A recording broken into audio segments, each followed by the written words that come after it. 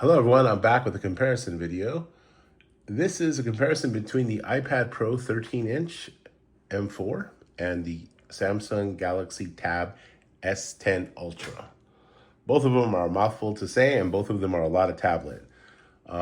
Now, just right off the bat, I'm going to say that in the United States, it's a little bit of a more difficult comparison in that the S10 Ultra does not get 5G. Now, I know in other countries it does get 5G. The iPad Pro does get 5G and Wi-Fi. Here in the United States, the S10 Ultra only gets Wi-Fi. So there's a little bit of a disadvantage there in the US market. I don't know why Samsung did not create a 5G model. Unfortunately, they didn't. I think it does come, you can get it through carrier, oftentimes 12.4-inch. The size comes with the 5G, but for some reason the Ultra model doesn't. I think that was a misstep on their part. Now, I don't know what the demand would be necessarily, so obviously they know their market analysis, but I just think it's, a little bit of a problem because it actually is going to impact my personal buying decision as somebody who really likes both of these tablets, but ultimately needing 5G, I'm going to say up front, I use the iPad a lot more now because when I'm doing things or when Wi-Fi is down, I definitely take advantage of that. Now, in terms of the tablets themselves, I will say that this is a 14.6-inch, this is 13-inch. This is much larger. Obviously, it's a little bit shorter, slightly. It's also wider. So it's a little bit unwieldy. If you're not going to use this as a laptop replacement, I would say that as a tablet, just know what you're getting into. This is a really large tablet. So again, it can be a little bit unwieldy. The iPad Pro, because of the new weight and the thinness of it, is a lot easier to hold than the previous models. I think it's, just because it's not quite as big, or was wide, I think it's a little bit more manageable, especially with the new M4 edition. It's way thinner, it's much lighter, so there's that. As far as the displays are concerned, it's really up to you, like what you prefer. I personally like them both. I think they each bring their own, kind of strengths. I don't think either of them look bad at all. I could go either way with it. The Samsung, has the AMOLED display. It does have the 16:10 aspect ratio. So again, if you're watching movies and you're watching a lot of YouTube or video, this would be a good choice. Okay. Now, the tandem OLED display, this is like one of the nicest screens I've ever encountered. It is a more square design, so obviously it has its 4:3 aspect ratio.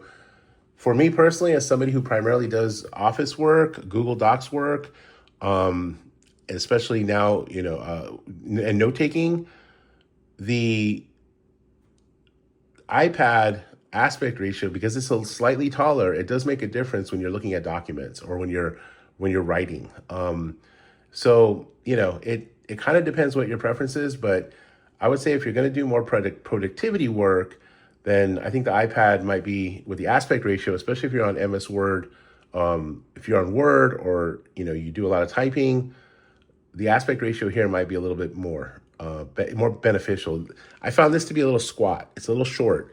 And even though you can have documents side by side, and it's not that big of a difference, but you do kind of feel it. So just something to keep in mind if you're doing a lot of office productivity type work. In terms of power, the iPad Pro, look, you can do, if you can manage the operating system, which does have its limitations, you can do anything on this. Like, it will video render, I've been using this for the YouTube channel for the most part. It's actually, over the course of the time that I've had it, it's become my main computing device.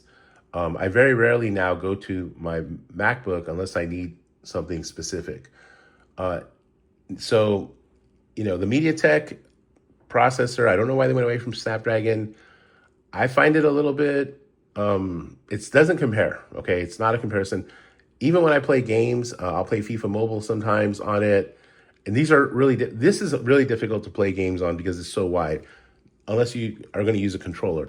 This one is not. I can actually manage to, as a matter of fact, I play games on this as well. I prefer it over the mini for sure. The mini is way too small, but I also prefer it over the 11-inch because you have more space. Now, obviously, it depends on the size of your hands and what you're comfortable with, but the lightness of this in its new iteration and the thinness of this actually makes it much easier to game on as a handheld device. This does not really work for that. But the other thing is it's laggy. Like sometimes if I'm playing a few games in a row on FIFA Mobile, it'll get laggy. And I don't, I just don't, it's the processor. I didn't have that issue with the S9 Ultra necessarily. Maybe the game's got better graphics now, but I find that this has been slowing a little bit and a little laggier over time. Now, again, that everyone's mileage may vary on that, but if you're doing productivity work, that shouldn't be an issue. If you're just watching videos, that should be fine. But, it's not really a gaming device, but if you're going to use it as a gaming device, it'll be fine, but just know that if you're going in for a long session, it might start to slow a little bit. The weight of the devices, this is 580 grams, 579, I guess, technically, and this is 718 grams. So this is much heavier. So that's another thing to keep in mind. Apple really brought it with this model this year. So the thinness, the lightness, and even the strength of it, it's a really manageable looking device.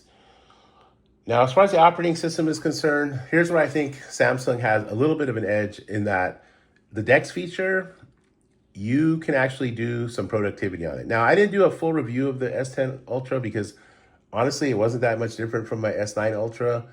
But if you want to multitask, you can multitask, have multiple screens open in a way that you can't necessarily do so on the iPad. Now, you can, manage it in different ways, in terms of software, navigating the software. But I find that the S10 Ultra is actually a much better multitasking device with the DeX feature because it'll kind of function as a Chromebook type laptop, whereas Apple doesn't necessarily do that. Now, having said that, the multitasking could be a strength or it could be something that is a little bit of a distraction. What I do find on the iPad, because it doesn't multitask as well, is I'm very focused on what I'm doing. So for example, when I'm grading, I do my grading on this because I don't mess around with other windows. I don't mess around with emails pinging me. I am very focused on the task at hand.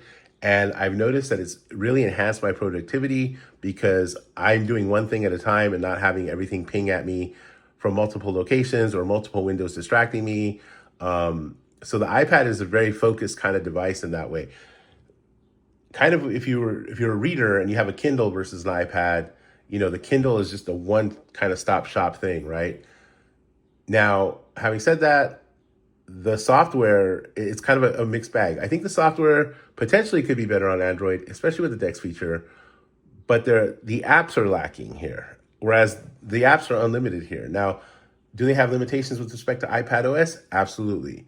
However, there are many of them. And again, once you figure out the workarounds, and I'll start making like videos about managing the iPad because I'm actually transitioning to this as my main device. If this had 5G, then this might possibly be more in contention for a main device. But because of the ecosystem, because of its ability to kind of work with my iPhone as well as my MacBook, the iPad kind of just falls in line with everything. Now, having said that, I don't think the ecosystem is as big of a deal as it used to be because, again, I mostly use Microsoft Office and I'm using the Google Suite a lot more recently, particularly Google Docs because of Gemini. That synchronization is nice, but it's kind of a mixed bag. Whatever you're used to, if it's Android, iOS, I don't think it matters as much anymore, to be honest with you, as it used to. So there's that. Unless you want everything to sync. I don't necessarily want everything to sync because, frankly, I turn my messages off my iPad oftentimes, or I turn my messages off on my laptop because I don't want to be distracted with text messages. I leave those on my phone for the most part. So that's something to consider. However, if you do have a Samsung phone, you can actually or an Android phone, you can actually get your text messages on here as well, like you could here. So little things like that are also limitations that are not necessarily there like they used to be. So just something to keep in mind as far as that's concerned. Now, the one other thing I want to kind of point out is the fingerprint scanner versus Face ID. I personally like the Face ID on the iPad. It reminds me of the Surface Pro I used to have. It's, and especially now that they placed it in the proper place, I think it's fine. The Touch ID here is also fine as well. It works much better than the Face ID. So not than the Apple Face ID, but in terms of the Samsung device. But it is an extra little step. I don't really think it's a big deal, but it does work pretty flawlessly. Although I will say it doesn't work quite as well as the fingerprint scanner on my Samsung S10 Ultra or on the Z Fold 5 that I used to have. That wasn't on screen though, so just something to keep in mind. Now, so there's that. I think the other thing is that the writing experience is kind of a mixed bag, okay? I don't necessarily like writing on the iPad, okay? It's glass, and look at this word going here. It's like plastic on glass. Glass, it's harsh. I can hear it. It feels like I'm writing on glass. This is a hard tip, right, on glass. So I don't really necessarily like it. And I don't like the fact that it doesn't have an eraser function. Can't do that. You got to do that and all this nonsense, right? Of course, the only, this one doesn't have an eraser function either, but it's something that I would really, really like. Now, with respect to the Tab S10 Ultra, I do like the writing experience as well. I actually prefer it. I prefer writing. Now, excuse my writing here. It's a much softer tip. It doesn't feel like you're writing on glass necessarily, although I do find it a little bit mushy or mushy. The other thing is that if you have an S10 Ultra, you can actually just pop out your S Pen if you lose this, and you can write with your S Pen from the S25 Ultra or whatever phone you happen to have. So that's pretty cool. It also does not have an eraser feature though. So you have to kind of tap that and then you get to erase. So I prefer the writing experience here, but I don't necessarily, I actually prefer the way that it feels with the S Pen. This is a little mushy. I actually prefer the way that the pencil feels. The Apple Pencil feels better. It's the Apple Pencil Pro. It feels much better to hold, right? But in terms of the actual writing experience, I prefer writing on the Tab S10 Ultra. However, it is a very large tablet and it's a little unwieldy. Now, I didn't really have an issue with it with the S9 Ultra. It's the same exact size. But I'm noticing as I've kind of gone on longer with it, it's been a little bit cumbersome. And I think the weight difference now between the S10 Ultra and the iPad Pro, it's really significant. So I don't know what Samsung's going to do about it next year and the next iteration of this, but I would say that it's probably something to be considered as far as like just maybe trying to bring that weight down a little bit. Obviously, they have the 12.4 inch. So what's the comparison? I'm doing the largest two tablets. Maybe a fair comparison is the Tab, the 12 inch, 12.4 inch size, and that might be a fair comparison with the 13 inch. This is kind of in between the two. However, these are the two largest tablets, and I think oftentimes these are the two that get decided upon. Now, in terms of price, this is extremely expensive. I mean, this is a $1,200 tablet. This is also a very expensive tablet, but Samsung always runs sales on these. So right now, if you go to in the United States, if you go to the educational website, you can literally turn in an old, cheap Fire tablet, any Android tablet. It could be a $10 Android tablet, as long as it's running Android, and get this with the educational discount for like $625, which is absolutely ridiculous. So if you get that deal, by all means, go for it. With this one, you don't really get them on sale. The educational discount is like $100 off. I don't see them on sale very often. They are starting to Apparently, like a new iPad M5 is going to come out eventually, not too long from now. So there are some sales. I've seen it a couple $100 off at times, but the sales that I see on the S10 Ultra tablets are much better. So bang for your buck, if you get it on sale, you're not going to beat this. Like, now I'm not talking about a retail store. I'm talking about with a trade-in through Samsung specifically. At the retail stores, at Best Buy, what have you, I don't necessarily see the difference in terms of the prices. You know, right now this is on sale for $1,000.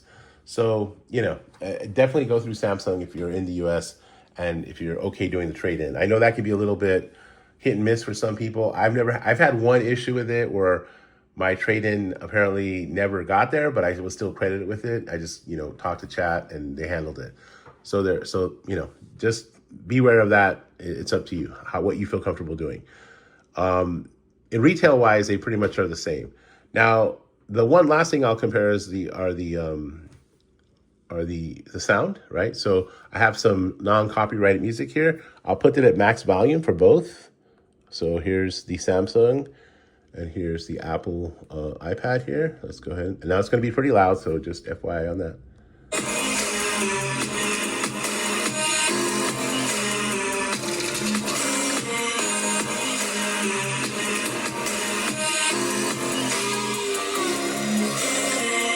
Okay, now here's the iPad Pro.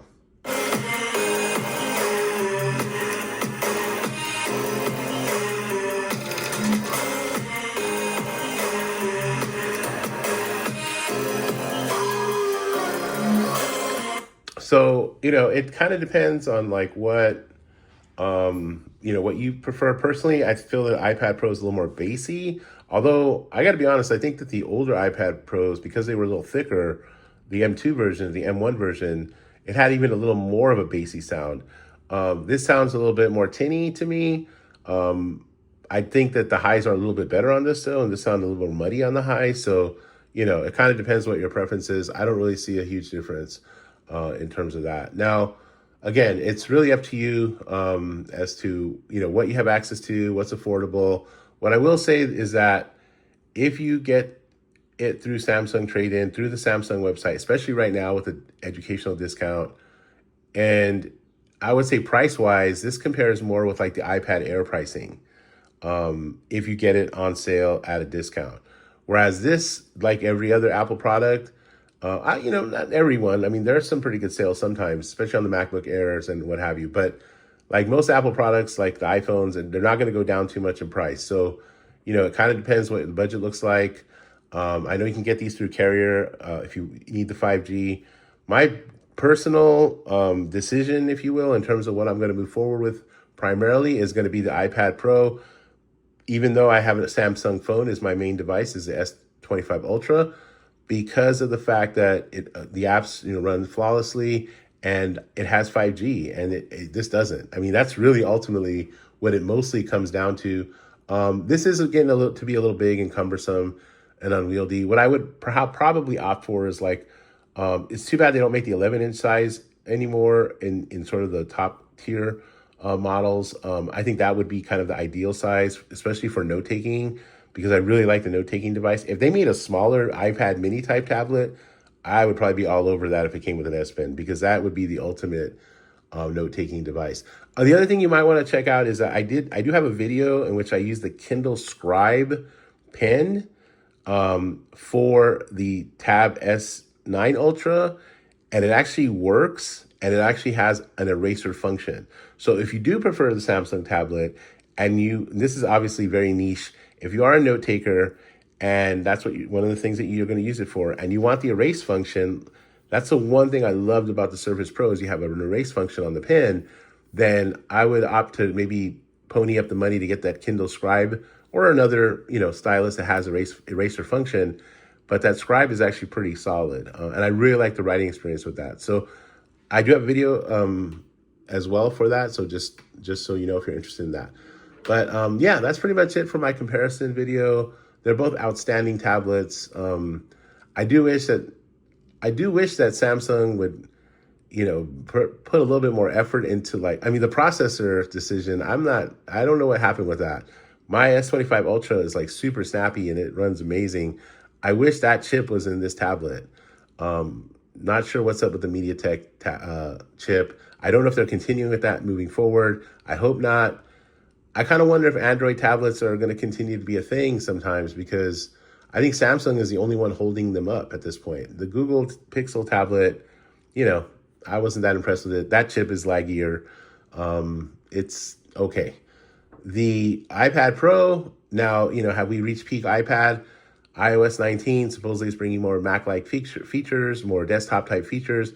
I don't know. I don't really, at this point, to be honest, I think that there are workarounds for both systems. I think the file system on this is actually a little better, but if you really want to dedicate yourself to having a tablet as your only device, it's doable. It just requires kind of rewiring your brain a little bit to deal with the functionality of it.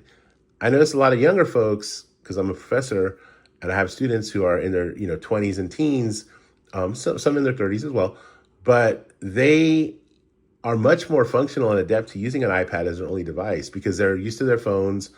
They know where to find everything. It's not an issue for them. So as much as it is for older folks, I would say maybe the post 35 crowd, perhaps, whereas we're kind of not necessarily, we're not necessarily like as adept as using a tablet type device or phone type device as the main and only device, whereas many younger folks are. So that's another issue. Anyhow, okay, well, that's all for now. I hope you're well. I hope your family's well, and take care of yourself. Bye-bye.